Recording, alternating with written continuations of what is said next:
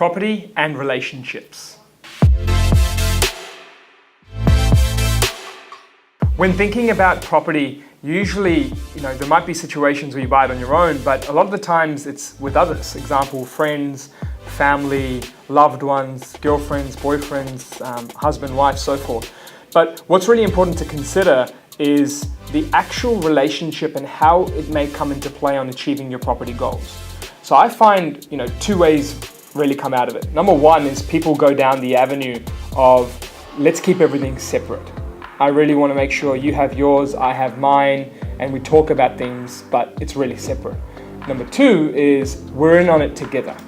Now, if you haven't noticed, I've got the ring on, married, and from that, I went down the journey of number two, which is make it all happen together.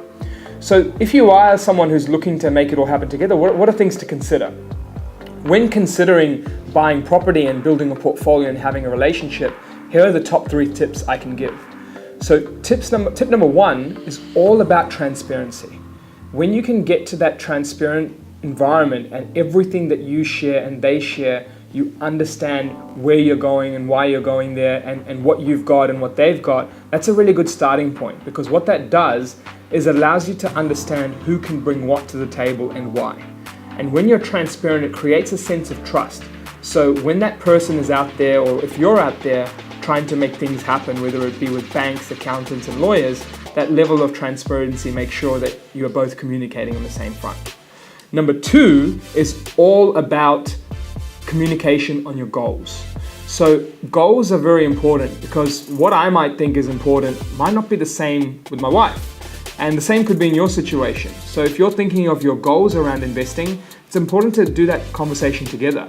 And really, if you're engaging important partners, accountants, lawyers, lenders, buyers agents, I'm really big on making sure these are joint conversations, or where possible, if one person is having that conversation, they're coming back and really presenting to the other half, rather than just saying, oh, I had a chat, this is what they said. No, you've got to really take it seriously, because if you're presenting to the other half, you're showing that sense of care for goals.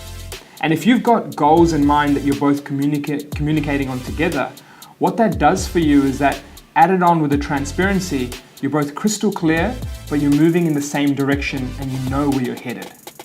Now, tip number 3 is all about growth. So growth actually doesn't come from one person, pulling the weight and moving it all the way forward, but it actually comes from either designating roles or understanding where each of you are going to play your focus. So that way, it may be both of you targeting, change of jobs or income growth to really help borrowing capacity, or it may be one person targeting some of the living expenses and the other person targeting the savings. When you're growing and you're both putting in that level of effort and you're targeting that growth in certain areas, that really can start to generate some serious results.